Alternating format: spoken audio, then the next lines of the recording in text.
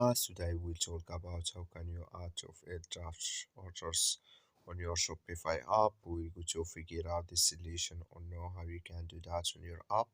All you have to do, just go down, clicking this sign down here. So when you click on it, it's going to show for you a list like this. And you click here on settings, you just click here on settings.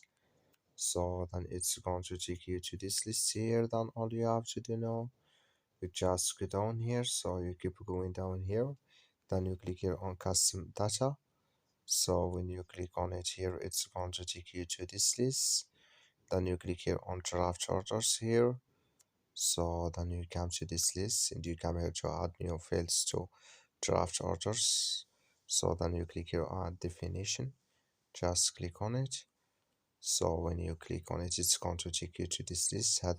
Here add name, and here name space indicate, and here description, and here if you want to select type, and here if you want to enable or disable here accesses. So then you go down, click here on save, then it's going to save with you.